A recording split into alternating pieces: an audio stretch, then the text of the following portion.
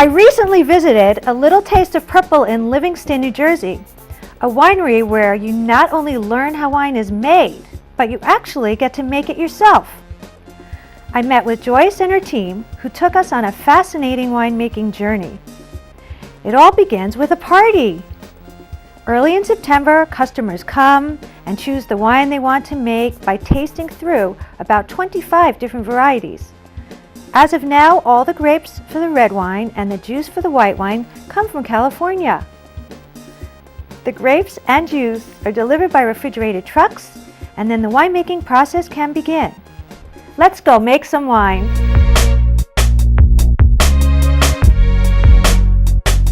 So here we are at the destemming machine, obviously. This is where the grapes come and get crushed and destemmed. So can you explain how this machine works a little bit? Sure. The customers will come in and they take their crates of grapes and they dump them into this machine.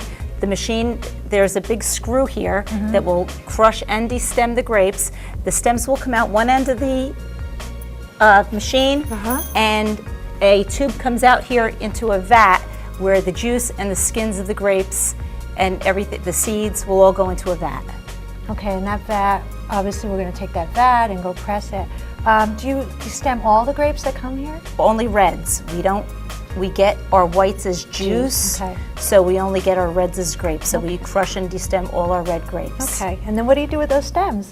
The stems go in the garbage. Okay. The seeds stay in the vat with the skins and the grapes, and we add nutrients to it. We add the yeast, Okay. and then it goes into our fermentation room. Okay, so just to explain, the yeast starts the fermentation process. So that's the next step, obviously. After And this. any Okay. sulfites, we use a small amount of sulfites. Oh, okay, so sulfites you do use. Just to yeah. preserve the wine and to stop the wine from browning, and the yeast and any acid if necessary. Okay, so you try to balance, balance out the the wine. juice before it goes into the actual process. Right. Okay, all right. So Paul, I see this little machine. I see this big vat of juice. So give me a little bit of a overview. As you mentioned, that we took the grapes out of the vat room. We put that juice and that into this presser, okay? And as you can see, some of the juice is coming out just by the weight of the grape itself in the stainless steel cage. So the weight. So this is a hydraulic ram unit which can exert up to 300 pounds per square inch of pressure onto the grape skin and juice that's impregnated in there. So we try to extract that, put it in this tub. From this tub, we pump it and we bring it into the barrel. Into this barrel here. Now, as we go through this step, we can tell everyone that this is already wine, isn't it? That's correct, it is wine. Yeah, there's already a little alcohol in here. Right, because the only product of the yeast is carbon dioxide and alcohol. So that 1 week process did 1 week's worth of reproduction of the yeast, 1 week's production of alcohol, and 1 week's production of emitting a carbon dioxide gas, which dissipates. Which dissipates in And the the air. alcohol stays. Exactly. From this process, now we had just some of the weight of the grape pushing out the juice. We can turn on the machine and we can start putting some pressure onto the grape. Right now there's zero amount of pressure. This ram very slowly, for safety reasons, is pushing down. Underneath this steel plate, which I don't know if you've seen it before, we have 2 discs, so it makes a better seal against the cage and the holes. Now it's just starting to touch, and you can start seeing Right, you see the all flow. the juice flowing, right? And now you can see that the volume of the grape has increased, and we bring it down. We press till we have a good flow, and then we stop it. We stop it because we want to extract the most juice as we can. We don't want to just put 300 pounds of pressure and compact it 1, 2, 3. Right, you lose a lot of the nuance of the wine and everything. Right. Okay. And it's just, I think, too much of a strain Right. onto the juice in here. So We're fortunate today to have one of the people that actually comes in to make their own wine. And Bob is going to tell us a little bit about his experience here. So I guess, why do you come here? Why do you make wine here?